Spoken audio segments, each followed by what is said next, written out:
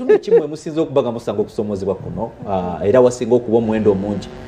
kale neyanzanyo sebo naye nga sinagenda ku ekyo mbadde nsaba nange nziremu ku ekyo ekibuuzo ky'obuuzizza kulwaki abantu bagamba nti twekubira nnyo ku ludda lw'abakyala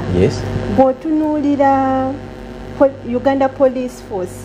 ekola report annual crimes report ng'eroopa emisango gy'efunye ogw'omwaka bw'otunuulira report gye yakola eya 2021 omwaka oguyise n'otunuulira obutabanguko obubeerawo kye tuyita violence bw'ogattagattamu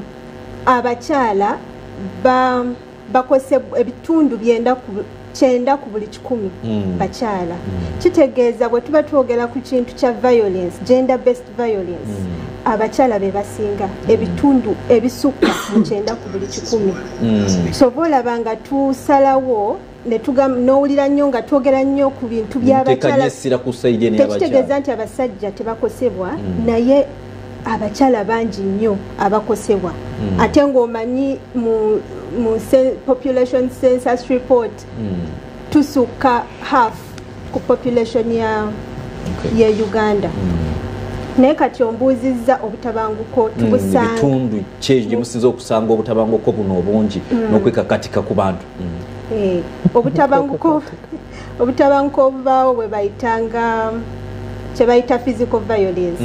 nga katugambe omwami n'omusanga ng'akubye omukyala oba omukyala ne bamusanga ku kkubo ne bamukuba era nga waliwo ripooti eziraga nti abakyala ebitundu 46 ku buli 100 bafuna obwo obuzibu n'ekirala ebizibu ebirala bye tusanga mu maka abantu abaklayenti abasinga betufuna bebo mu maka nti kiraga nti omukyala ebitundu 5 ku buli 100 kitegeeza nti mu bakyala 100 54 bafuna obuzibu okukosebwa nga omuntu amukosezza ye bbaawe oba omuntu gw'ayagala